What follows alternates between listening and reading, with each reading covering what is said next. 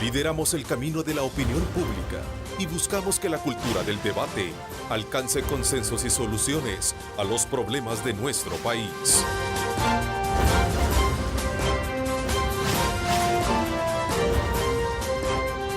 Diálogo con Ernesto López. ¿Qué tal? ¿Cómo están? Qué placer enorme saludarles a ustedes. Como siempre, nos da muchísimo gusto estar a esta hora del día, agradeciendo a Dios Todopoderoso por estar precisamente permitiéndonos entrar hasta la intimidad de sus hogares. Gracias por sintonizarnos. Somos 3 canales al servicio de ustedes, canales 15, 19 y 21. Gracias también a aquellos que están pendientes de nuestra señal a través de Megavisión Go, para que puedan estar en sintonía a través de su teléfono celular, su teléfono inteligente. Desde ya, pues un saludo muy especial y también a través de Facebook Live. Gracias por también sintonizarnos. Hoy en el programa nos acompañan magistrados del Tribunal Supremo Electoral para hacer una evaluación de cómo se prepara de cara a los comicios y a la vez también vamos a aprovechar despejar aquellas dudas que rodean el escenario político electoral. Cómo está llevándose a cabo ese calendario electoral y los ajustes pertinentes que este requiere. Para hablar del tema nos acompañan acá en nuestros estudios la magistrada del Tribunal Supremo Electoral, la licenciada Ana Guadalupe Medina, a quien quiero darle la más cordial bienvenida. Gracias por acompañarnos, magistrada. Muy buenos días, amigas y amigos televidentes. Aquí estoy a la orden y a disposición de ustedes. Gracias también, me acompaña el magistrado del tribunal, licenciado Fernando Argüello Telles. Gracias por estar con nosotros. ¿Qué tal, Ernesto? Un gusto estar con ustedes. Un saludo a toda la teleaudiencia de Cadena Megavisión. Quiero decirles que también giramos invitación al resto de magistrados, pero lamentablemente las agendas estaban bastante saturadas y por esa razón no pudieron acompañarnos. Pero lo cierto es que en la medida que pasa el tiempo, el termómetro electoral sube de temperatura y por ende también surgen muchas inquietudes que van desde los cuestionamientos de cuán transparentes serán estos comicios. Y no es para menos, desde un principio se señaló que el presupuesto no era suficiente en vista de los últimos cambios que el sistema había sufrido, el sistema de votación. Además, muchos círculos de país dudan del sistema informático a utilizar para la transmisión de datos, pero la lista de reclamos no termina ahí. Pues se cuestiona, no sé si por ignorancia o por suspicacia política, que iremos a las urnas con un padrón electoral no depurado, entre otras exigencias que abonan a esa desconfianza hacia lo que se llaman comicios electorales el próximo año. ¿Qué tan ciertas o falsas son estas demandas? Pues ese es el planteamiento que esa es la pregunta que vamos a dejar sobre la mesa para poder ir despejando una por una. Así es que desde ya les invito a ustedes a que participen, que hagan buen uso de las redes sociales. Recuerden, @diálogo21, @Neto López Radios. Ahí está. Esas son las 2 cuentas en Twitter que están disponibles para que usted genere ese debate que nos interesa conocer y por supuesto interactuar con ustedes. Y por supuesto también está el resto de herramientas dentro de herramientas sociales para que usted pueda hacer uso de ellas. Así que nuevamente gracias por acompañarnos. ¿Por qué razón en todo o en medio de esa, digamos, trabajo que ustedes están llevando a cabo, por qué algunos sectores muestran sus dudas a que vamos a tener como país unos procesos debidamente transparentes? ¿Por qué razón creen ustedes? Bueno, la verdad de las cosas que como Tribunal Supremo Electoral estamos trabajando arduamente, todos nuestros equipos de trabajo están trabajando también. Y déjenme decirles, hemos avanzado mucho en el proceso electoral. El calendario electoral se está desarrollando con toda normalidad, no hay ningún atraso. Es más, cuando leo algunas veces noticias, por ejemplo, en los periódicos que dicen que estamos atrasados, que no estamos, por ejemplo, capacitando a las juntas receptoras de votos, déjenme decirles que no es cierto, que la disposición legal mandata a decir que son 120 días antes, o sea, el 4 de noviembre hasta el 4 de noviembre tienen los partidos políticos para enviar las propuestas al Tribunal Supremo Electoral. De ahí que nosotros tenemos que depurar a ver si no están afiliados o están afiliados y de ahí iniciar el trabajo ya de capacitación electoral. No podemos iniciarlo antes, como nosotros hubiésemos querido. Prácticamente hace más de un año nosotros solicitamos a la Asamblea Legislativa que por lo menos un año antes se hicieran esas propuestas, mas sin embargo las dejaron 120 días antes de los comicios electorales. Entonces, ¿qué podemos hacer ante esas situaciones? Nosotros estamos avanzando prácticamente en hacer un banco de elegibles que próximamente vamos a sacar por los medios de comunicación a las personas que quieren y desean integrar las juntas receptoras de votos, que se animen y que nos ayuden a sacar ese trabajo. ¿Por qué? Porque también pensamos que los partidos políticos están emproblemados, no todos pueden cumplir la meta de proponernos al 100% los integrantes de JRB. Prácticamente son casi alrededor de 95,000 personas las que necesitamos para conformar las juntas receptoras de votos. Entonces, ese es el llamado. Ya prácticamente estamos también trabajando con el PNUD en capacitación online. Ya prácticamente pueden bajar la aplicación, ya sea de Android o la de iPhone, para que vean cuáles son lo que hay en la aula virtual que se ha diseñado para eso, o sea, para que ya se vayan compenetrando nuestra población al quehacer electoral, que sepan de la legislación electoral, de cómo es que estamos avanzando también en este tema. Es decir, ¿por qué muchos dudan pese a ese trabajo? Digamos de que vamos a tener un comicio transparente, decía. Ustedes están conscientes que están en el ojo del huracán, ¿no? En este momento. Definitivamente estamos conscientes. Yo creo que en todos los procesos electorales el árbitro siempre lo va a estar. Es claro. normal, en cualquier Ernesto, partido que eso sucede en cualquier partido, en cualquier país. Y el árbitro jamás va a quedar bien, porque siempre va a haber un ganador y un perdedor. Sí. Y el perdedor no va a echarse la culpa a él, sino que quien fue el culpable es el árbitro. Eso es una claridad absoluta con que los organismos electorales trabajan. Es correcto. ¿Por qué razón? Me pregunta. Podría ser la génesis de todo esto el tema de la complejidad que se dio en las elecciones de 2015, que el tema de la transmisión de resultados, que no se logró generar. Se logró generar lo que era la transmisión de las actas, sí, pero no de los resultados per se. ¿Por qué? Porque habían actas con deficiencias. El llenado de las actas no se había realizado de buena manera. Estamos hablando que la gente todavía confundía lo que era votos con preferencias, y todo eso pues generó una serie de problemas. Ante eso, lo largo que fue el proceso de escrutinio y otras situaciones que se dieron, dan lugar a que la gente todavía esté incómoda, que esté vigilante de que las cosas no vayan a suceder como se dieron en el 2015. En esa línea de trabajo hemos estado pues marcando nuestros esfuerzos. Desde que salimos del proceso electoral, iniciamos pues a recapitular, a hacer un análisis concienzudo de qué es lo que había sucedido en el proceso. Hicimos talleres, hicimos una serie de reuniones como para poder identificar dónde estaba la piedra en el zapato y poder atacar esos problemas. Presentamos una propuesta, Ernesto, bien desarrollada, con más de un año de trabajo al interior del Tribunal Supremo Electoral y compartiendo pues análisis también con diferentes sectores de la sociedad, que nos lleva a generar un plan general de elecciones ad hoc para poder solventar los problemas que se habían dado en 2015, pero además de eso, poder solventar las nuevas resoluciones provenientes de esa ley constitucional que sumaban nuevos retos. Que son cambios, son modificaciones. Y son modificaciones radicales. Estamos hablando de radicales. Es interesante ese punto, magistrado y magistrada, porque ese es un argumento que ha salido a flor del debate de lo que ha sufrido el sistema de votación. Es válido entenderlo. Sí, es válido. Y verlo así. ¿Y por qué? Porque estamos pasando de un sistema de partidos en cuanto a los organismos electorales temporales a lo que es la ciudadanización o despartidización de los organismos electorales temporales.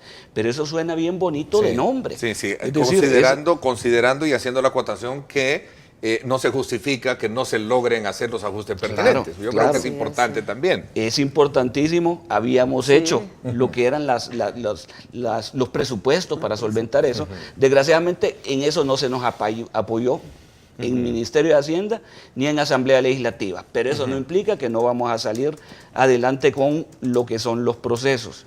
Y esa es una disyuntiva, digamos, el tema del presupuesto, a veces difícil de entender. Se exige, digamos, eficiencia, transparencia y el presupuesto, porque ese es uno de los puntos que hablábamos, por cierto, extra cámara con la magistrada, que es uno de los puntos que se cuestiona. ¿Cómo está el presupuesto? ¿Cómo se actúa? Sin dinero difícilmente se pueden hacer mayores cosas, ¿no? Sí, ahí prácticamente nos está apoyando muchísimo el PNUD, prácticamente en todo lo que es el componente de capacitación electoral, prácticamente con nuestra dirección de capacitación electoral y los miembros que la componen están desarrollando el trabajo a nivel nacional y con el apoyo siempre del PNUD en todo el territorio del país. Ya se capacitó prácticamente a la JED, que es la Junta Electoral Departamental, así como también la Junta Electoral Municipal, que son las que ya propusieron los partidos políticos, porque tenían el plazo de hasta el 4 de septiembre para enviarnos las propuestas. Si ustedes no mal recuerdan, después nosotros como Tribunal Supremo Electoral depuramos si tenían vinculación partidaria. Se recuerdan que se hizo ese acto en el tribunal, de los cuales de todos los partidos salieron nada más 205 miembros con vinculación partidaria. Estos fueron sustituidos e iniciamos la capacitación a nivel ya nacional. Prácticamente ya nos queda ni el 10% para terminar de capacitar a los miembros ya de JED y de GEN.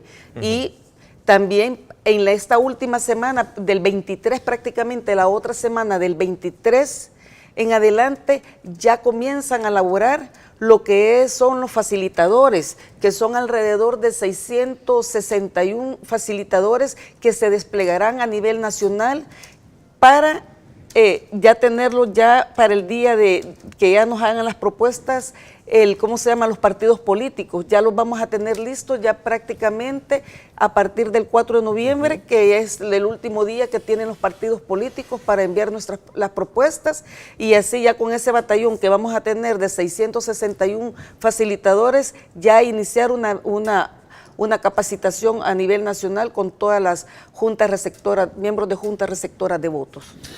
A ver, regreso un poco al planteamiento inicial.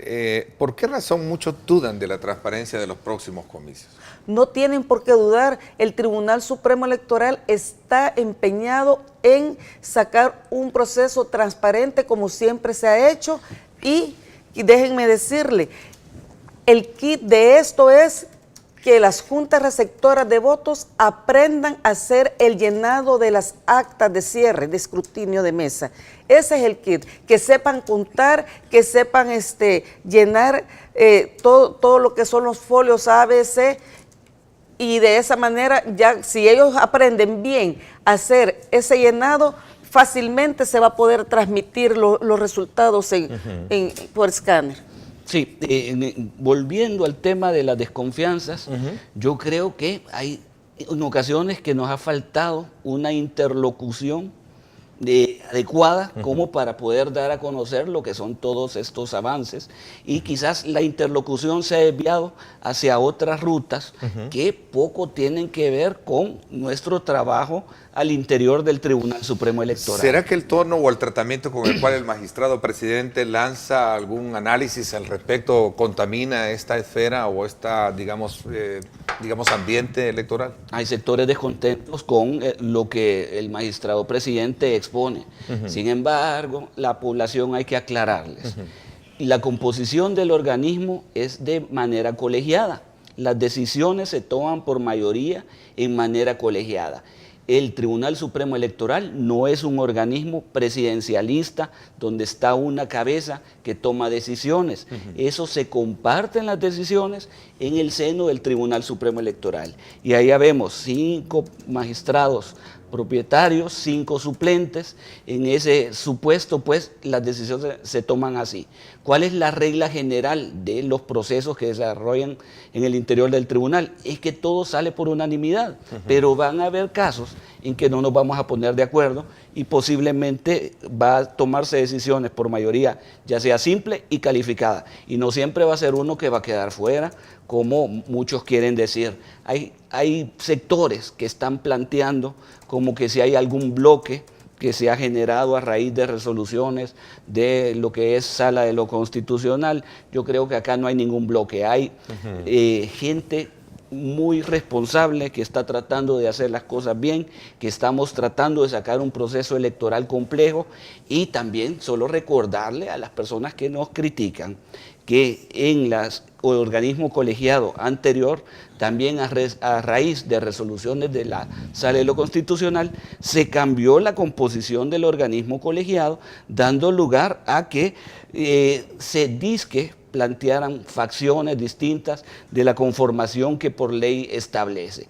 Sin embargo, yo creo que en el organismo colegiado pasado se trabajó bastante bien, se logró sacar los procesos y de igual manera no me cabe duda que lo vamos a hacer nosotros. A ver, hago énfasis en esto porque el más reciente caso fue el acto de convocatoria a los partidos políticos.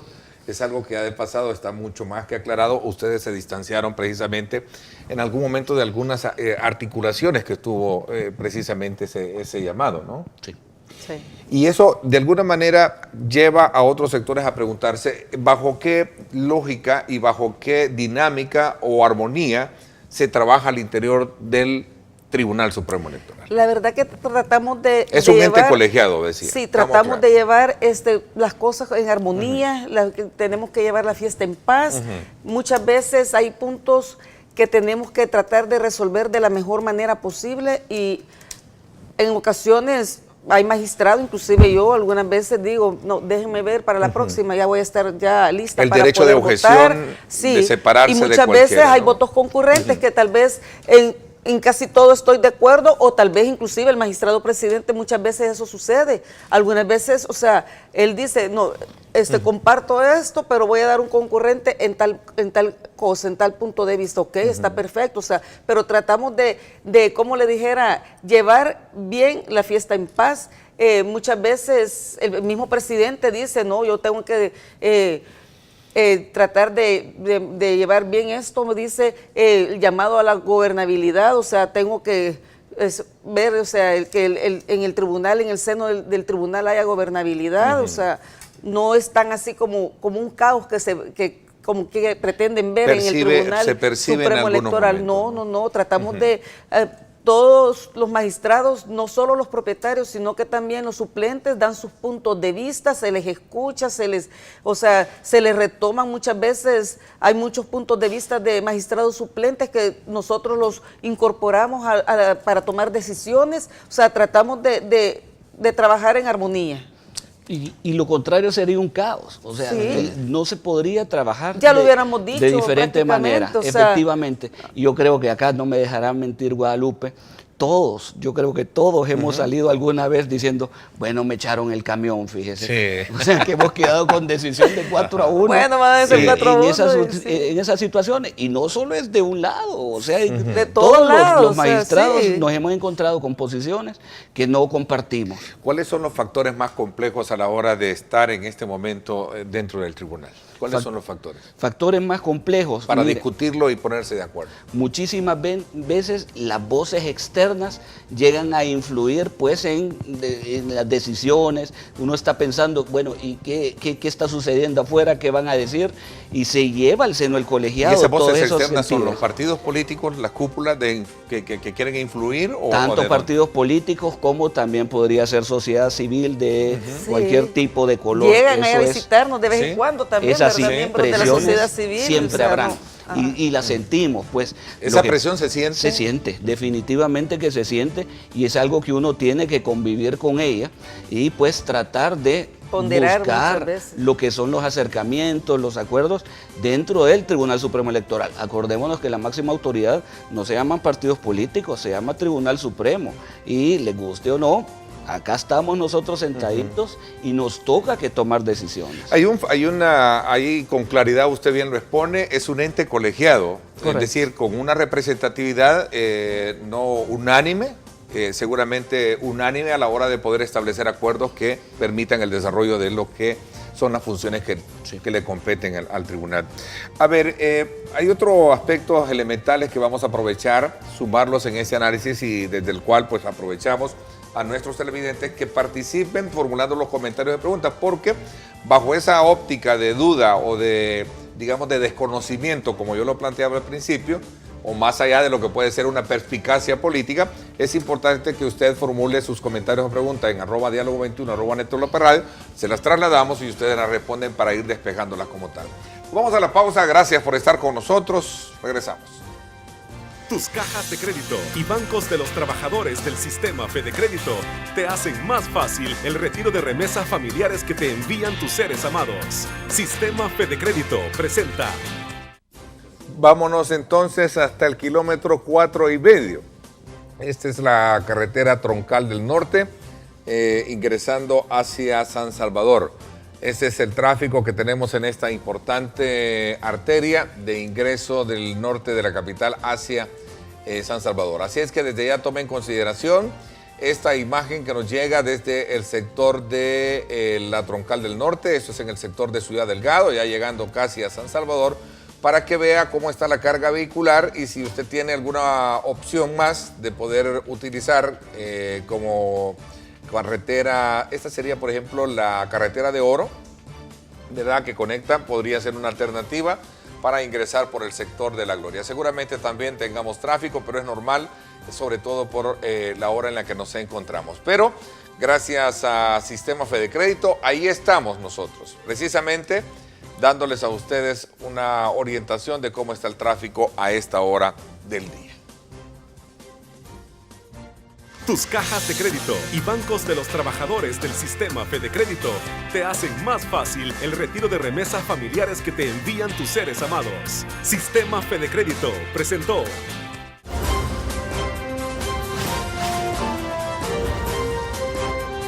Diálogo con Ernesto López. Estás viendo Diálogo con Ernesto López.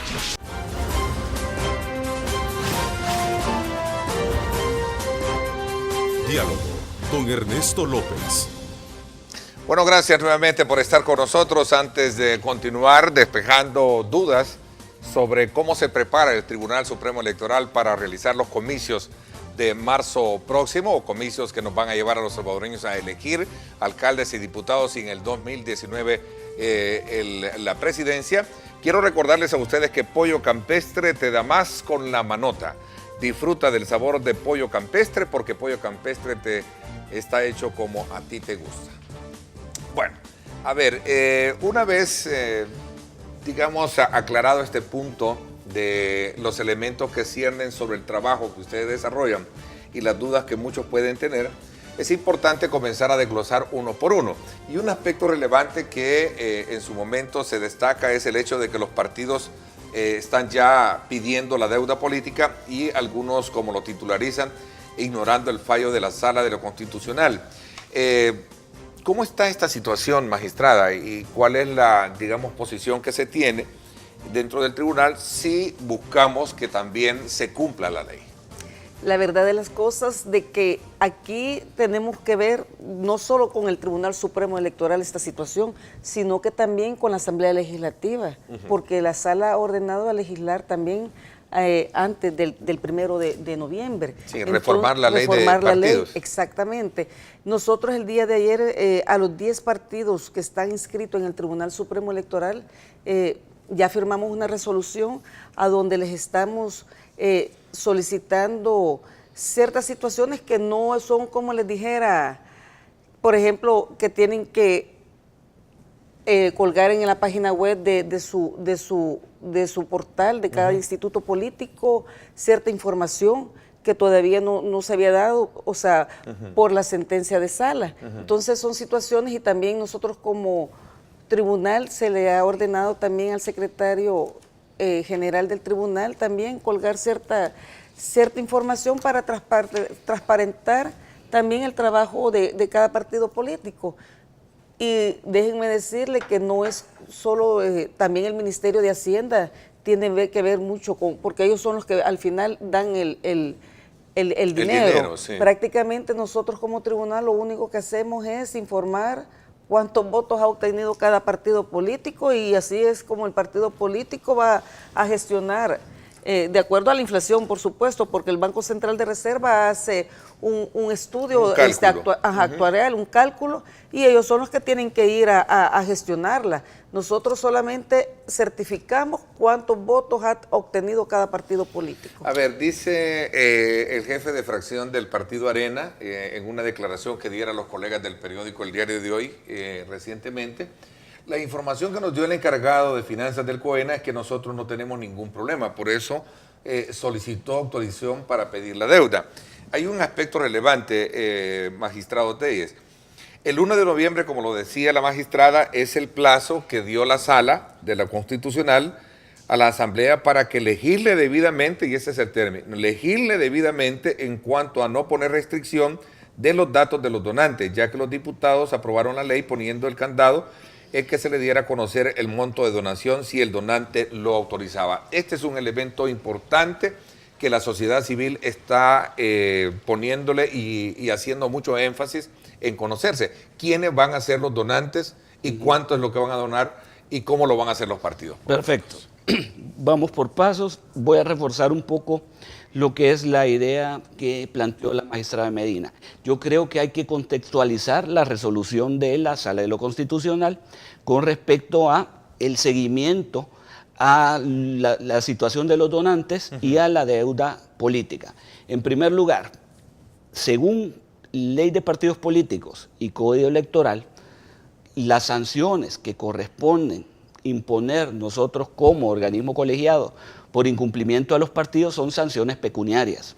Las sanciones pecuniarias ya las hicimos, Ernesto. ¿Quién ha puesto lo que es la sanción, porque llamémosle sanción, de la no otorgamiento de la deuda política? Eso es una cuestión puramente de Sala de lo Constitucional. Nosotros no lo hemos ordenado. Sala dijo, en tanto los partidos políticos no cumplan con su obligación de transparentar sus listados de donantes y origen de fondos, no le vamos a otorgar lo que es la deuda política. ¿Quién da la deuda política? No es el Tribunal Supremo Electoral. Y ahorita en la resolución de seguimiento, lo que le establece Sala de lo Constitucional de obligaciones no es al Tribunal Supremo Electoral, es a la Asamblea Legislativa y a los partidos políticos. A la Asamblea Legislativa en el sentido que regulen, reglamenten sobre esos temas, y a los partidos políticos para que entreguen la información correspondiente. Y dice, si a 1 de noviembre no se hubiere hecho esa regulación, no se dará por superada lo que era esa medida cautelar de la deuda política. Entonces, nosotros como Tribunal Supremo Electoral no somos los que vamos a decir, mire, dele la deuda política o no. La responsabilidad está en Asamblea y en los partidos. ¿Qué nos corresponde a nosotros? A nosotros lo que nos corresponde, lo que nos traslada a la Sala, es el inscribir las candidaturas propuestas por los partidos políticos. Y nos dice, si no han cumplido los partidos políticos con el transparentar sus donantes y decir el origen de los fondos, pues el tribunal tendrá que valorar e incluso no inscribir. Eso tampoco está en Código Electoral, pero está en resolución de Sala. Y ¿qué es lo que hemos hecho nosotros? Nosotros ya realizamos la tarea de verificación de lo que son las finanzas y los donantes de los partidos políticos. Se llegó incluso a sanciones a los partidos políticos por diversos aspectos.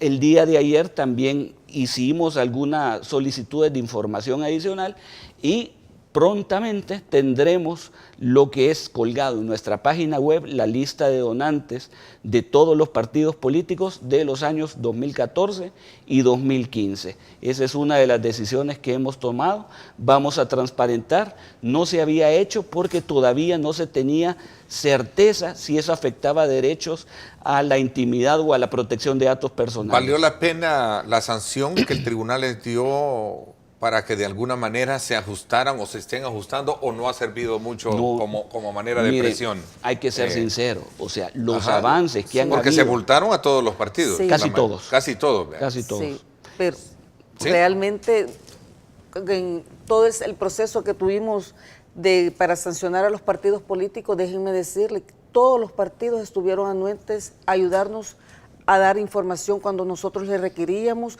No hubo ningún problema en el sentido de que no lo querían dar, nada. O sea, nos ayudaron, fueron bien ágiles y expresamente llegaban y entregaban toda la documentación que se les requería. No hubo ningún problema de que no quisieran entregar. Y es un aprendizaje, es un aprendizaje esto. Tanto los partidos están aprendiendo como nosotros, de cómo es la aplicación. Vaya, y le voy a poner un caso. Digamos, nosotros sancionamos cuando no lográbamos que se cotejar la información que decían que habían de donantes versus los formularios que se tienen que presentar al Ministerio de Hacienda. Muchas veces no pegaban. Pero ¿qué sucede? Todavía no se había logrado interpretar y aplicación concreta de parte de los partidos, y habían donantes que les decían, mire, yo no necesito que me entregue ningún recibo, ni factura, ni nada. Y los partidos, en el desconocimiento, pues, no hacían las facturas correspondientes. Entonces ahí no era que no revelaran donantes, sino que no cuadraban con la información que los partidos políticos tenían. Son diferentes aspectos que se han venido trabajando. Yo creo que para lo que es la revisión del año 2016 vamos a ir mejor aún. Vamos a poner información adicional para los partidos, les resulte más fácil hacerlo. A pesar, y déjenme decirles, a pesar que no tenemos como Tribunal Supremo Electoral ni siquiera una unidad, mucho menos un departamento o una dirección de fiscalización de los partidos políticos. ¿Por qué? Porque no nos han querido dar presupuesto para que nosotros tengamos desde una jefatura hasta auditores para que se vea ese trabajo, sino que lo hemos hecho siempre con el recurso de la unidad de auditoría interna que tenemos en el Tribunal Supremo Electoral. A ellos se les ha recargado el trabajo con tal de que nosotros salgamos adelante. Entonces necesitamos prácticamente, y este es un llamado para la Asamblea Legislativa, Ministerio de Hacienda, que necesitamos que se conforme esa unidad, ese departamento o esa dirección de fiscalización electoral, porque en muchos países la tienen, todos los tribunales electorales lo tienen software adecuado también para el sistema de información. Prácticamente de todos los partidos políticos los tienen en red a través de tribunales electorales, y nosotros no estamos prácticamente en la calle, no tenemos nada ni recursos suficientes para hacer esa labor. Eso que manifiesta la magistrada Medina es totalmente cierto. O sea, nos mandan obligaciones, pero en ningún momento nos trasladan los fondos para cumplirlo. El tema de despartidización es un elemento pero complejísimo, que nos tocaría que tener gente en campo, coordinando lo que son todas esas tareas que normalmente las hacían cada uno de los partidos. Imagínense lo que es el tener que estar verificando que la gente va a llegar, que va a tener transporte, que va a tener comida, que va a asistir a las capacitaciones. Toda esa actividad pues requiere fondos. De fondos. Ya vamos a hablar de eso. Retengámonos un poquito en este tema de las multas de los partidos. ¿Por qué es importante que los partidos muestren quiénes son sus donantes y un mecanismo claro que le permita a la ciudadanía saber por qué? Como lo decía Eduardo Escobar, lo decía, los que financian inciden en la política, y eso es algo que históricamente lo hemos conocido. Por algún interés particular o por inclinar ciertos beneficios a su favor o ponerlo en contra de otro. Esto a la larga alimenta la cadena de corrupción, decía él, e impunidad como tal. Yo creo que quiero un poco coronar este énfasis porque, quieras o no, el tema del financiamiento ha sido una de las grandes perversidades que en este país han existido. No lo estoy diciendo porque muchos lo dan a cambio de recibir dávidas o lo que podría ser como tal, pero la historia ha demostrado que en algún momento los intereses están a veces predominando bajo esa lógica, bajo esa óptica, y qué bueno por la sanidad y la transparencia de los partidos que ahora se vaya a cenar sobre esa parte. Esa es una arista. Esa es una tan sola arista del por qué generar leyes de verificación de transparencia, financiación de partidos políticos. La arista de ubicar a esos donantes que podrían incidir negativamente en las decisiones de los gobernantes, por un lado, pero por otro lado, y eso se habla poco, fíjese, el tema de la equidad en la contienda, porque las razones también del financiamiento de partido político y poner techos es para que no se vaya a abusar del uso de los recursos y que hayan partidos pues que se pongan en situaciones de superiores versus a otros pequeños también. Sí, efectivamente, son dos aristas importantísimas. Busca equilibrio, ¿verdad? Exactamente. Pero esa es una de las razones, las que manifiesta Eduardo, es una de las razones del por qué se tiene que verificar quiénes son los donantes de partidos políticos. Hay cuestiones complejas que hay que ir midiendo un poco. Digamos, yo en general no compartía tanto el transparentar el 100% de los donantes. Sin embargo, ahora la resolución de sala ya nos aclara plenamente que ponderaron y que el acceso a la información y la transparencia está por encima de lo que podría ser la protección de los datos de aquellos personas que donen.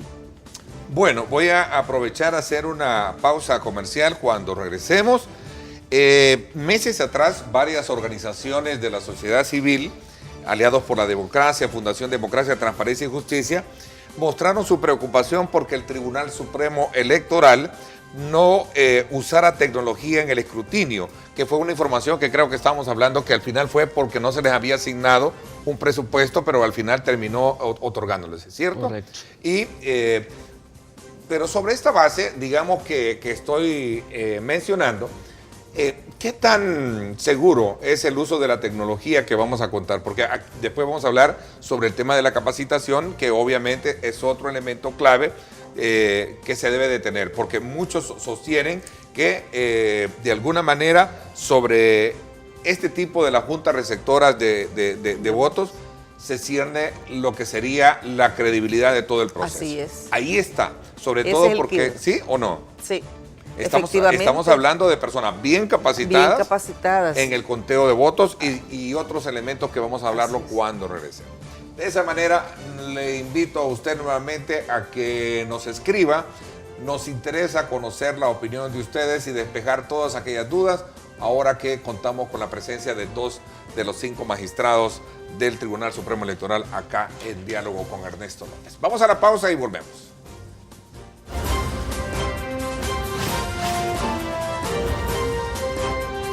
Diálogo con Ernesto López.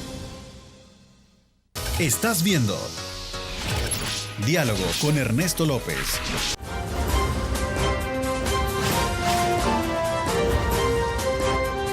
Diálogo con Ernesto López. Bueno, gracias nuevamente por estar con nosotros acá a esta hora, conversando con la magistrada Ana Guadalupe Medina del Tribunal Supremo Electoral y el licenciado Fernando Argüello Telles. Aprovecho también para invitarlos a ustedes a que me acompañen hoy al debate político semanal en radio, como siempre a través de 107.7 Fuego, estación del Grupo Radial Megavisión.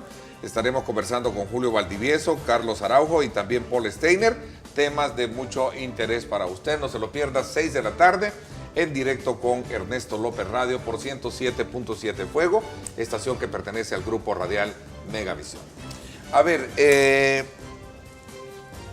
hay un aspecto relevante. El tribunal tiene como meta enseñar a los miembros de las mesas cómo hacer el conteo y el procesamiento de los votos. Según lo que se puede percibir, y esto lo decía Fusades también recientemente, son estos ciudadanos en las juntas receptoras de votos los que van a dar la legitimidad al tema de los comicios. Eso es un elemento importante, magistrado. Así es, efectivamente, son los miembros de la Junta Receptora de Votos los que van a dar esa legitimidad. ¿Por qué? Porque ellos son los que van a contar los votos, van a contar preferencias, van a ver los votos cruzados, van a llenar el acta y por eso es nuestra... ¿Se está haciendo eso, perdón, magistrada?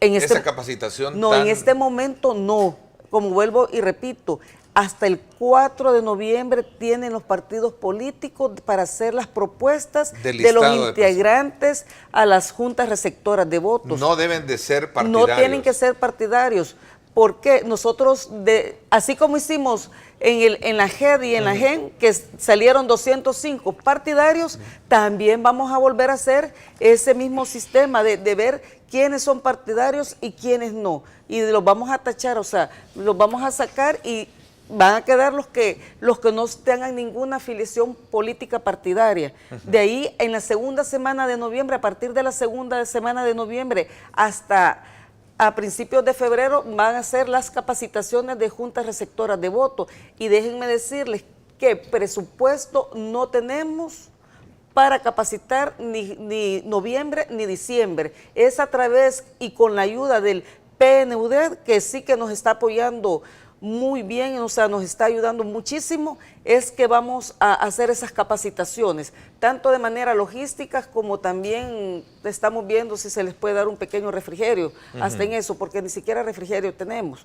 Pero sí, ellos nos están ayudando, y es más, a través del PNUD también están recibiendo más cooperantes que para inyectar más a ese esfuerzo, a ese apoyo al ciclo electoral que nos está dando el PNUD. Fueron 14.1 millones que recibieron ustedes en recorte, entiendo, ¿no? Prácticamente sí, eran 39.9 y nos han dejado a 25.5, porque dicen que es un poquito más, pero ahí toman en cuenta también lo que le han dado a la Junta de Vigilancia Electoral. O sea, si usted le resta de 25.8 a lo que le han dado a la Junta de Vigilancia, que tampoco no es mucho lo que le han dado, nos llega a un promedio de 25.4 y fracción. Voy a entrar un poco en esa suspicacia política. Alguien decía que a los partidos políticos les interesa no estar tan preparados para poder de alguna manera manosear un proceso electoral, sí, dicen. Exactamente. Pues en eso es que nosotros somos los árbitros y nosotros vamos a garantizar ese proceso. Precisamente les vamos a hacer un llamado a las personas que no tengan ninguna vinculación partidaria a que nos ayuden. Vamos a hacer un banco de elegibles para que tengamos el día de un vivero, un banco de posibles miembros de JRB. Tienen que estar acreditados, no va a ser como antes de que el que vaya caminando y que véngase para acá, integre esta JRB, no va a ser así. Tienen que estar acreditados por el Tribunal Supremo Electoral. Son los partidos políticos los que tienen que presentar ese listado, pero no deben de ser partidarios. Así es. ¿No es un poco contradictorio? Así es, pero sí. Así lo dictaminó la sala. Le voy a plantear para ponerle un poquito de picante a lo que es el programa. Vamos a acompañar al presidente Olivo en lo que son los cuestionamientos a Sala de lo Constitucional, cosa que va a resultar sorprendente posiblemente. Pero ¿por qué acompaño en este caso lo que es la crítica? Porque creo que la Sala de lo Constitucional se quedó corta. ¿En qué sentido? En que, como usted bien lo propone, dice, bueno, los partidos políticos, la gente que va a conformar los organismos electorales temporales no tiene que tener vinculación ni formal ni material con los partidos políticos. Sin embargo, son los partidos los que lo van a proponer. Entonces, a mi criterio se quedó corto. Hubiéramos tenido que cortar de raíz ese tema. Y si lo que plantean es no se puede, porque constitucionalmente la Constitución de la República establece que deben haber los equilibrios en la mesa, pero ¿de qué equilibrios estamos hablando si hubiéramos despartidizado al 100%? Sí. Es decir, ahí nos quedamos cortitos, señores de sala. Puede ser de género también el equilibrio. Correcto. Hay una podría ser, una separación. O sea, si tanto hablamos hoy en día de género. O sea, entonces sí, nos queda una tarea compleja en ese sentido, donde los partidos proponen gente que no es partidaria. Sin embargo, ¿cuál es la apuesta que nosotros estamos realizando? Es a la capacitación, a que la gente sepa realmente que ya no son los partidos políticos a los que le tienen que rendir cuentas, sino que es al Tribunal Supremo Electoral y especialmente a la población en general. Pero se necesita dinero, sobre todo porque ese banco de datos deberían de tenerlo ustedes, como dicen. Sí. ¿O no? Sí. Es de ustedes quien deberían de tenerlo y ustedes capacitarlos para que vayan a hacer y cumplir bajo esa lógica de no ser partidarios, pero usted lo definió bien. Los partidos políticos tienen que presentar no partidarios. Y les está costando porque solo tienen afiliados, pues, o sea, les está costando encontrar gente que no tenga vinculación política partidaria. Secundando un poco el hecho de que la crítica debe de hacerse, yo creo que esa es la democracia y ustedes son autoridades en ello. Claro. En muchos países lo que hacen que del padrón electoral hacen un sorteo, les notifican al ciudadano que ha sido sorteado y que tiene debe de llegar y así es, presentarse. exacto. O sea, es más avanzada la democracia. De hecho, creo que, bueno, no, anteriormente eran los partidos políticos que lo presentaban. Sí, y eran los partidos, es de raíz de los acuerdos de paz. O sea, los partidos políticos se cuidan entre ellos y los equilibrios en mesa se dan. Sin embargo, ahorita estamos transitando hacia lo que es otro escenario, y yo creo que va a ser positivo. El problema en este caso es con el actual Tribunal Supremo Electoral, que nos tocó la inmensa tarea de dar ese salto. Ya después de eso, una vez ubicados los ciudadanos que van a estar en mesa, va a ser muchísimo más fácil. Y poco a poco ¿Cree usted? Sí. Somos un país pequeño. No importa. Eso sucede en México, por ejemplo, o en Chile. Pero estamos hablando de cuántos millones de... Pero tuvieron que transitar por lo mismo, Ernesto. Tuvieron que dar ese salto. Entonces, ¿qué sucede? Ya no quiero introducir un concepto humorístico, hay que mandarlos a hacer entonces. No. Se tienen que hacer ellos mismos, tienen que entender que ¿Habrá alguien que no tenga ese corazoncito? Bueno, una cosa es ser partidario, simpatizante o qué, un partido político. El concepto tiene que ser no partidario. Que que cuando usted está sentado como miembro de mesa, deja su corazoncito al lado y solo se lo lleva en el momento que va a votar. Aparte de eso, tiene que saber que la responsabilidad es cumplir con lo que la ley mandata y con las instrucciones que ha dado el Tribunal Supremo Electoral. En eso nos estamos esforzando. Es cierto, no tenemos los suficientes recursos para poder generar una mayor profundidad de profesionalización, pero estamos enfocándonos en esos esfuerzos, en tratar de capacitar a esta gente de manera distinta como se ha ido haciendo, como sucedía antes, y eso creo que es importante que la población lo sepa.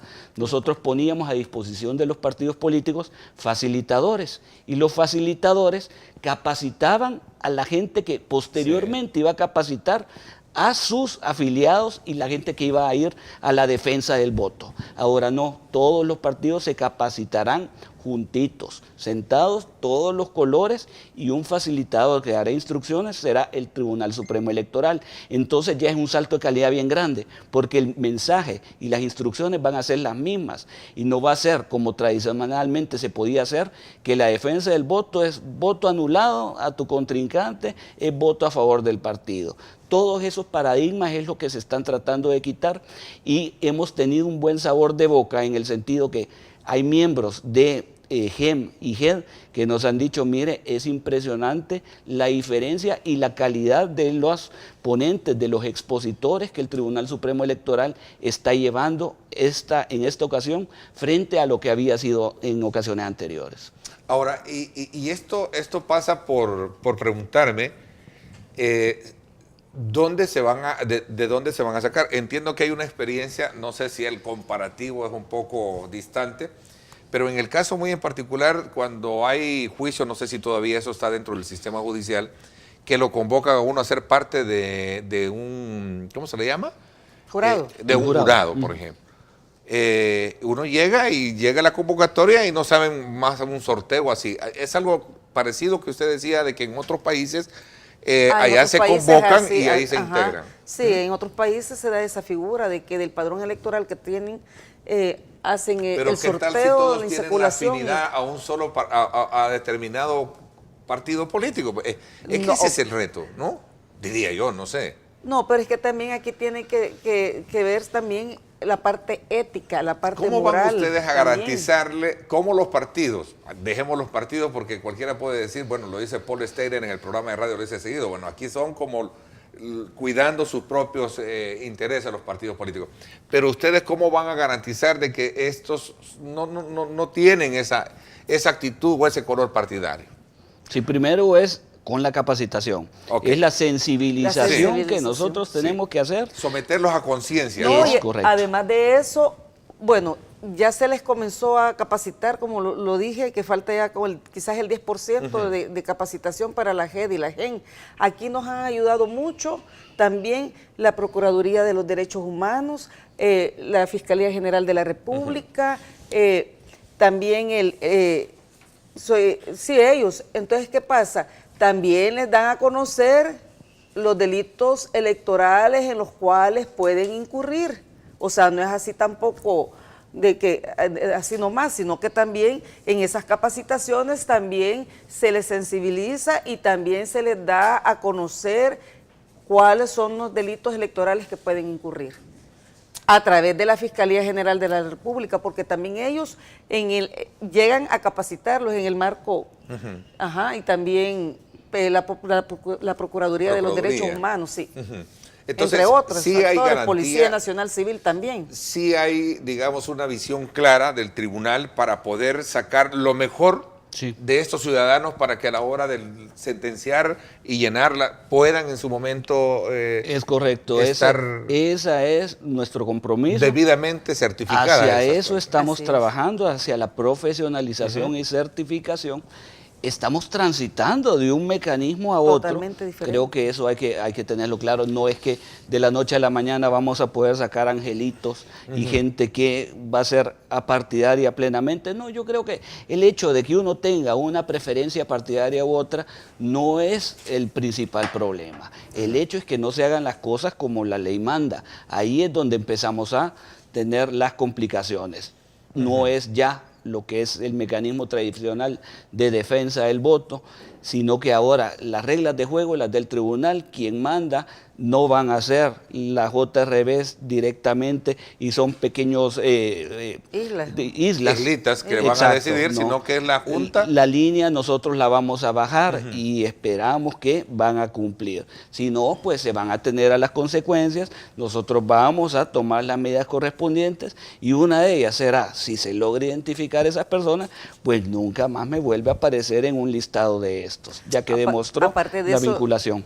Recuerden que también está la vigilancia de los partidos políticos el día de, y también está observadores, el papel de los observadores. En el momento del escrutinio de mesa, ahí están los vigilantes de partidos Procuraduría políticos, de Procuraduría, Humanos. Fiscalía y también la Junta de Vigilancia Electoral. O sea, también la JRB no están solitos. Entonces, en pocas palabras, no hay por qué temer, no hay por qué dudar entonces. Digo, por el hecho de que eso es lo que se maneja mucho afuera, ¿no? Siempre hay que estar atentos. Y yo creo que la participación ciudadana es importantísima. Y las formas de participación son de diferentes maneras. Uno, pues, es lo que está haciendo la misma sociedad civil. Yo puedo no acompañar con algún discurso de la sociedad civil, está presentando o no, pero yo creo que para la democracia eso es sano.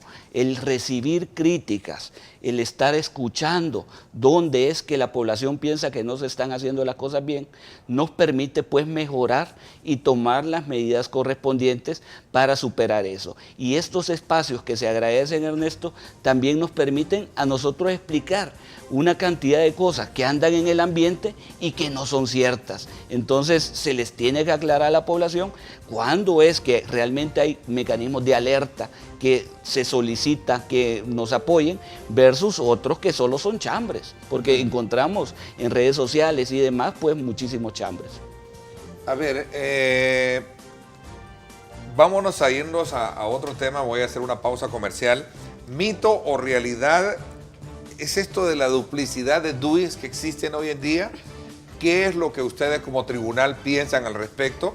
Y lo otro, ¿qué tan seguro es el padrón electoral que tenemos hoy en día? ¿Será que realmente, como decía Fusades, hay que depurarlo? ¿Hay que depurar ese padrón a efecto de que garantice? Porque, ¿qué ha pasado con la depuración? ¿Qué tienen que decir ahora de las inconsistencias el tribunal, el registro de personas naturales, las alcaldías, la Dirección General de Centros Penales? Eran elementos que esbozaron recientemente en una conferencia de prensa que me parece que también aprovechamos este momento para poder despejar las dudas. Vamos a la pausa, no me cambie, volvemos.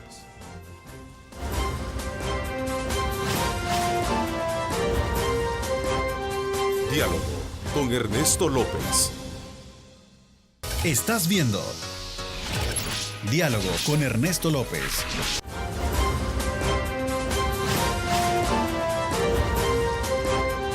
Diálogo con Ernesto López. Bueno, gracias nuevamente por estar con nosotros. Agradecemos ese voto de preferencia que usted tiene. Recuerde, estamos a través de Megavisión Go.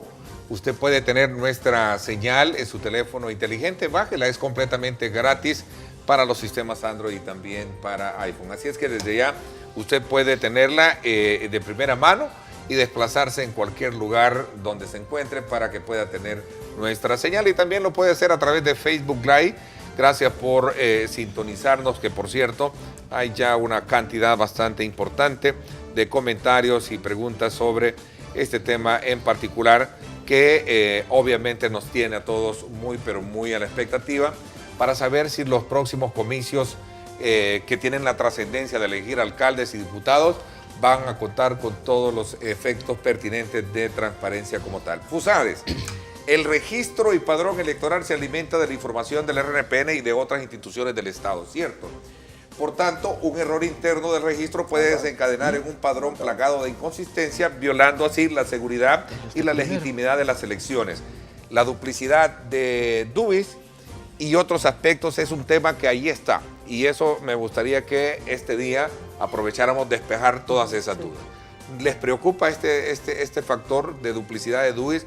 ¿Y en manos de quién está en su momento, bajo quién está adscrita esta tarea? Mire, yo creo que el tema de duplicidad de DUIs no preocupa.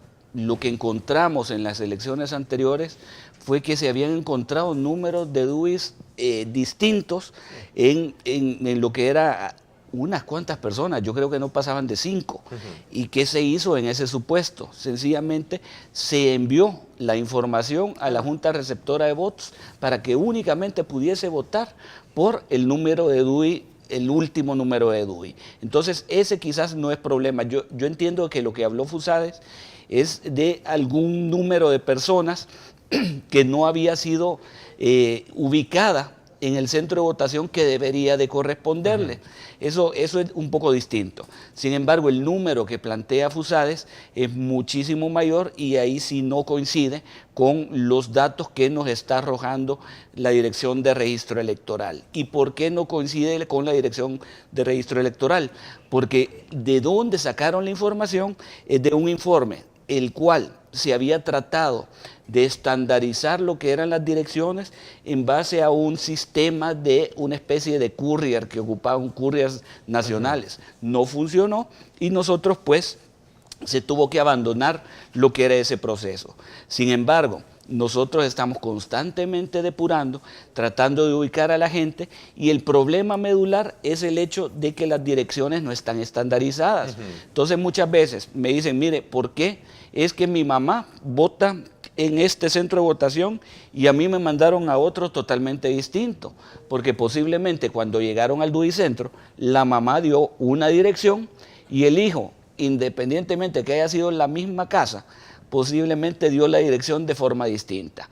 Ante eso no se logra identificar al ciudadano y es a donde los mandamos a los centros de votación o a las urnas bolsones que se le llaman, que son aquellas que no hemos logrado identificar al ciudadano dónde le corresponde votar lo más cerca posible de su habitación. Depuración del padrón electoral. Correcto. ¿Está debidamente depurado? Depuración de padrón electoral siempre se realiza. También tenemos diferentes... ¿Es constante es constante. Esa actividad? ¿Y qué es lo que sucede? También hay que aclararlo, ¿de dónde proviene la depuración? La información nos está llegando del RNPN, primera fuente de información, además para la Corte Suprema de Justicia en lo que corresponde a lo que es pérdida de sus derechos civiles y políticos y volverlos a recuperar. Eso lo hacen los juzgados, Ernesto, y los juzgados tienen que mandar la información.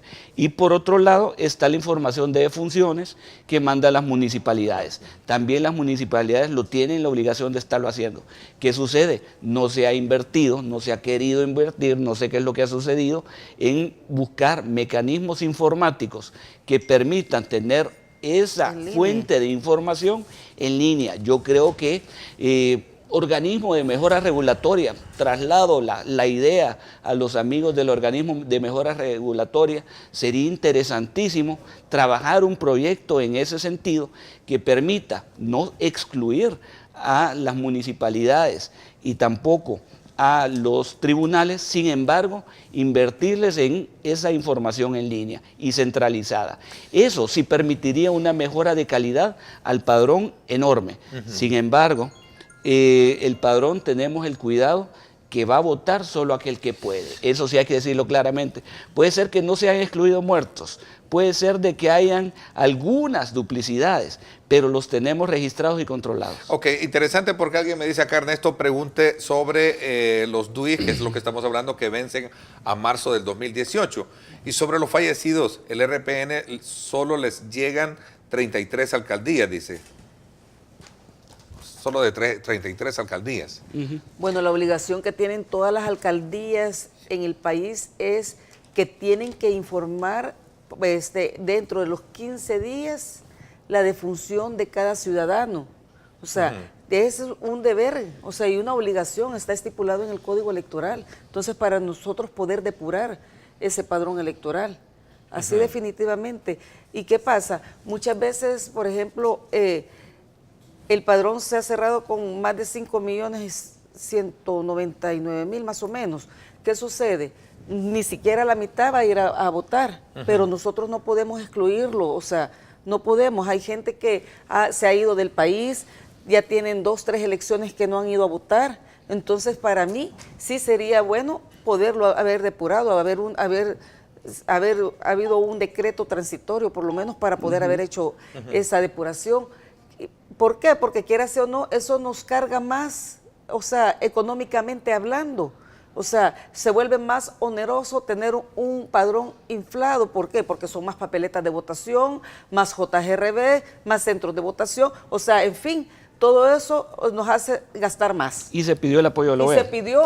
Se pidió y también en su momento también se lo hicimos ver a los señores diputados de la Asamblea Legislativa para que se hiciera una reforma al respecto, pero también no la quisieron hacer. Yo creo, Ernesto, de que el tema que usted plantea del vencimiento de los DUIs, ¿qué es lo que sucede con el vencimiento de los DUIs? Específicamente, bueno, tenemos el caso de aquellos DUIs que ya el plástico está vencido, ¿verdad? Sale la fecha de vencimiento en el DUI como ya caducada. Sin embargo, por decreto, la Asamblea Legislativa pues le dio mayor vigencia. Ese decreto vence ya en marzo del próximo año. No podrían pues votar todos aquellos ciudadanos, en el cual estoy yo, en este supuesto, para poder votar en las próximas elecciones. Entiendo que la Asamblea Legislativa ya está tomando sus medidas y no sería raro pues que prorrogaran ese decreto. Pero además de eso, hay vencimientos normales que se están dando y que dan lugar a que el número de personas que podría quedarse sin votar sea mayor. ¿Y los presos no condenados? No, ese quizás no es tema de vencimiento de DUI. Termino la idea un poquito.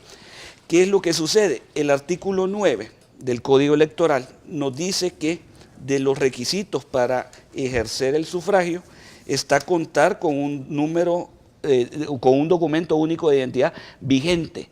Esto no se tenía más o menos para la elección de 2014. Y bien recuerdo yo que llegó a discusión de organismo colegiado el tema de la vigencia del DUI. En aquel momento, en 2014, yo puse un voto en contra de la resolución donde nosotros como Tribunal Supremo Electoral decían que el DUI para votar tenía que estar vigente. Yo consideré que eso no tenía que hacerse, que se le estaba limitando al ciudadano su derecho al sufragio activo, a poder votar. Sin embargo, no tuve los acompañamientos y terminó de reforzar la idea de la vigencia del DUI una reforma de Asamblea Legislativa, ese artículo 9, donde aclara pues que debe de ser vigente. Ok, regresando un poco y siempre en este mismo contexto, son 500.000 DUI que siguen en el padrón pese a que ya fallecieron o que en muchos casos hay personas que guardan prisión. Por eso yo le preguntaba, ¿cómo quedan en el caso de estas personas?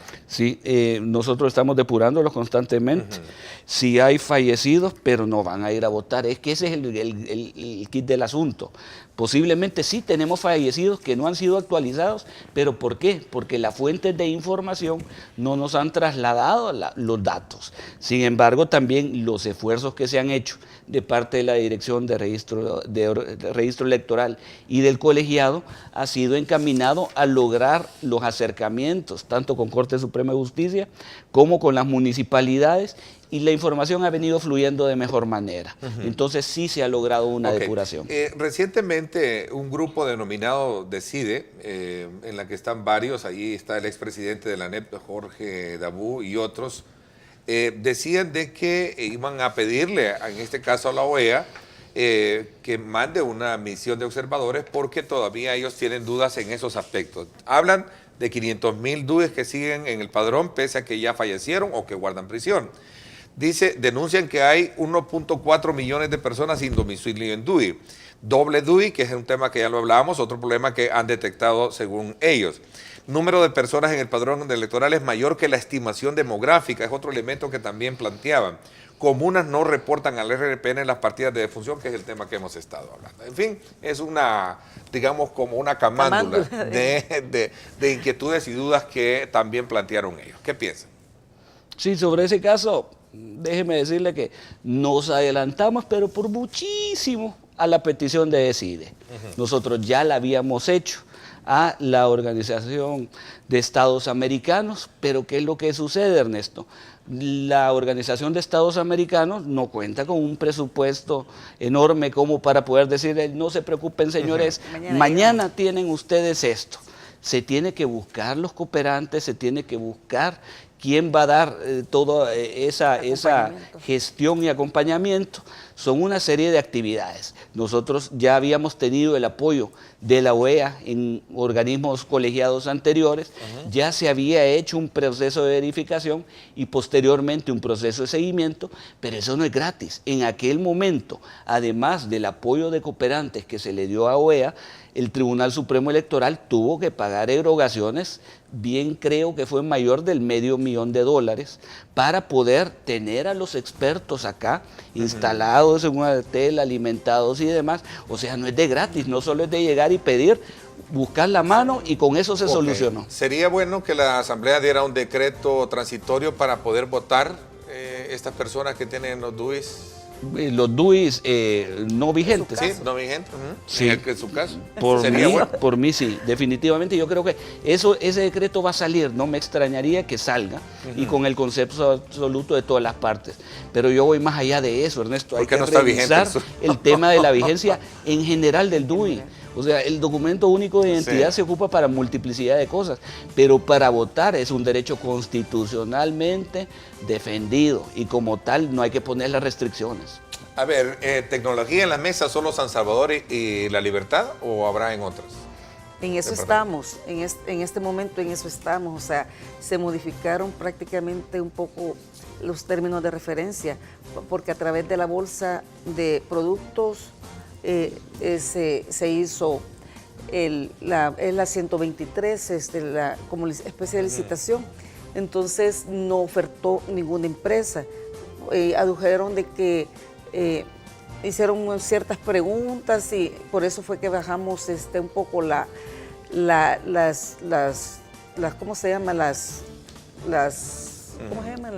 Los términos de la referencia, pero en eso estamos. Y en la otra, en la 124, que es la transmisión, divulgación y procesamiento de resultados, se está evaluando todavía. Hay una empresa de que nos ha hecho ciertas preguntas, entonces estamos en la fase de contestación a ver si procede.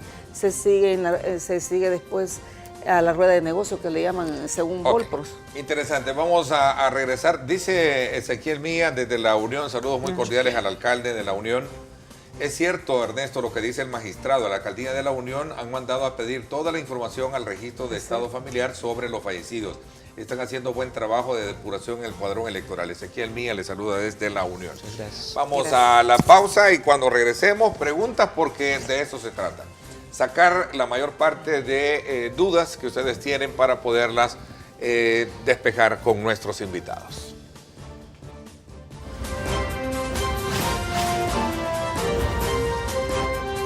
Diálogo con Ernesto López. El futuro es imaginar, es pensar en grande. Prepárate hoy. Estudia en la UFG y amplía tus oportunidades. UFG, tecnología, innovación y calidad. Aprovecho estos minutos gracias a la Universidad Francisco Gavidia para poder darles las preguntas que están haciendo. Bueno, de alguna manera, dice José Montoya, un incentivo podría ser por lo menos un refrigerio en las mesas, dice. En eso estamos, precisamente en eso estamos. Vamos a ver. Ernesto Jorge Argueta dice, ayúdenos, necesitamos, por ejemplo, ¿por qué algunos ciudadanos nos ha quedado más lejos el centro de votación con el voto residencial? Dice. Gracias por la pregunta, yo creo que es importantísimo aclararla. En algunas ocasiones es porque no hemos logrado identificar a ciencia cierta cuál es la dirección del ciudadano que el ciudadano dio en el RNPN. Pero la buena noticia para aquellos que tuviesen ese problema es que hasta el 26 de este mes todavía pueden consultarse dentro de las diferentes modalidades que tiene el Tribunal Supremo Electoral y solicitar el cambio del centro de votación al que más le parezca, Ernesto. Y este cambio al centro de votación siempre y cuando sea dentro del mismo municipio. A ver, esto es para que nos ayuden porque este es un cantón en Metapán. Antes era 2 kilómetros, ahora son 15 kilómetros que tenemos que recorrer, decía. Vamos a ver. Dice, como salvadoreño que soy, realmente yo no creo mucho cómo se está llevando a cabo. Bueno, Pedro Pablo Grimales dice esto, sobre todo porque muchas dudas, son muchos los que están dudando del Tribunal Supremo Electoral. Pues les digo de que confíen en el Tribunal Supremo Electoral, confíen en nosotros, que nosotros estamos haciendo las cosas de manera responsable, eficiente y transparente. Definitivamente las estamos haciendo así y también tenemos, un buen equipo de trabajo que comienza desde directores y jefaturas y personal que ya tienen años de experiencia y están trabajando también eficientemente. Alguien pregunta acá, ¿el alcalde Nayib Bukele puede correr por una candidatura presidencial? Pregunta.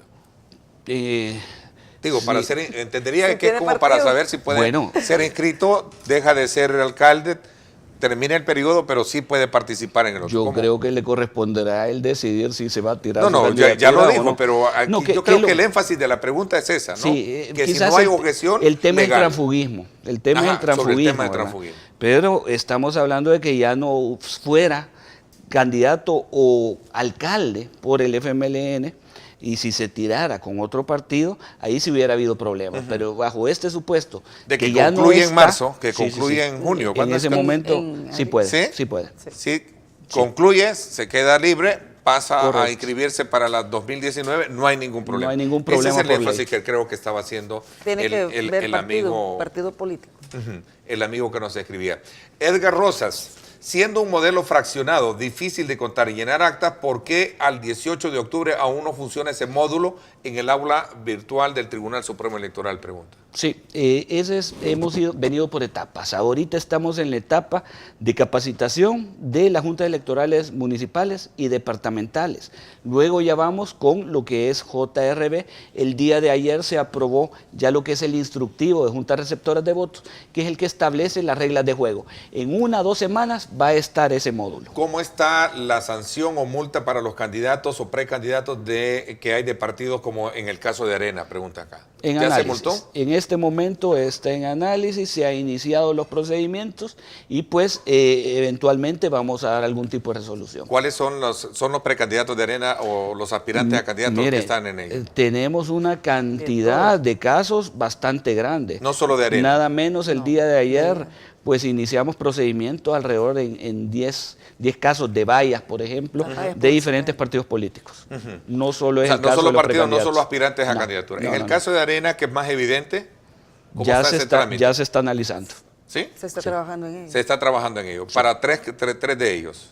Sí, en este caso, hasta el momento son 3. Son 3, ¿verdad? Sí. Ok, es que se está estudiando el caso de la multa que se puede hacer. Es correcto. ¿Al partido o a ellos? ¿A quién sería? Todo eso lo vamos a analizar en su contexto y pues esperamos también pruebas de descargo y demás, y en base a eso se toma la decisión. No es el hecho de que se haya iniciado procedimiento sancionatorio que implica que ya va a estar sancionado.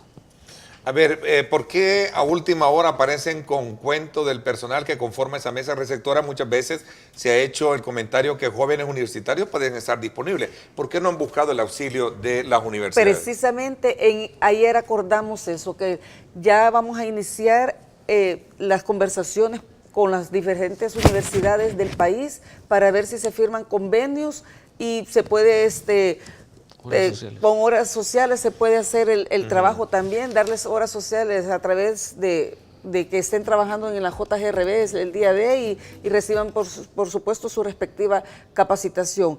Ya eso ayer lo aprobamos también para tener un banco de elegibles también de universitarios, de las diferentes universidades del país. Gustavo Jiménez, Ernesto, en la Alcaldía de La Libertad ya pidieron la lista de las defunciones.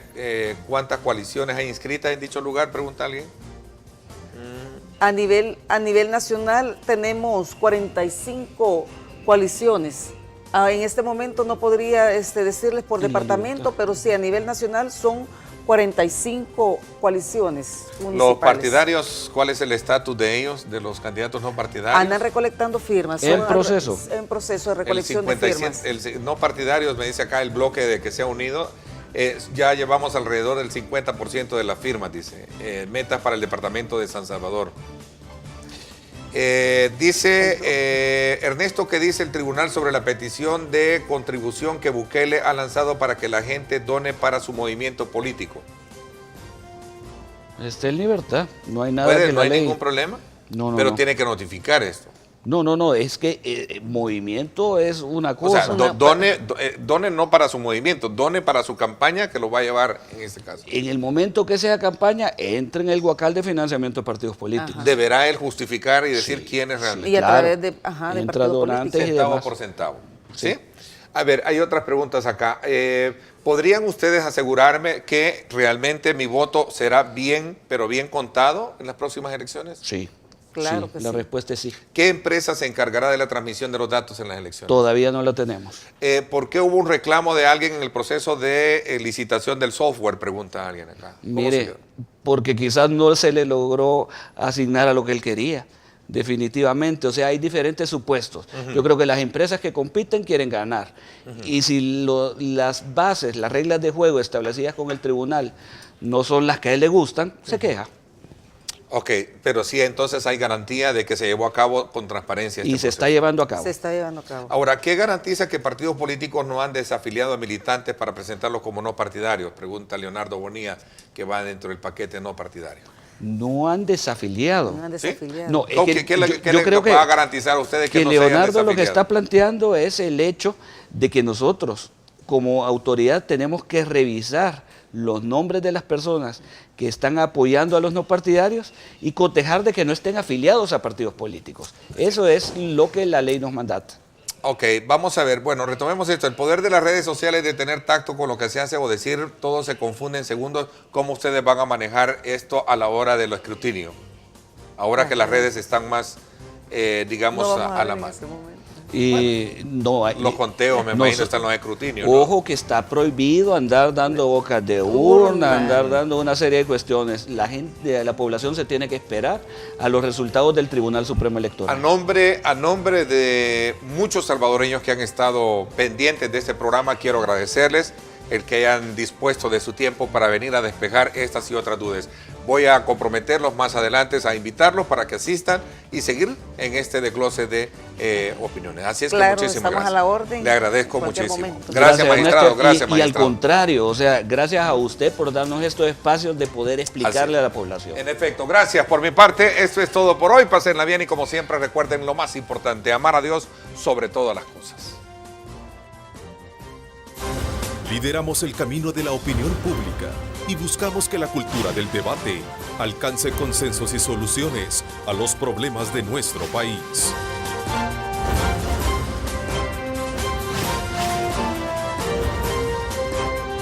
Diálogo con Ernesto López.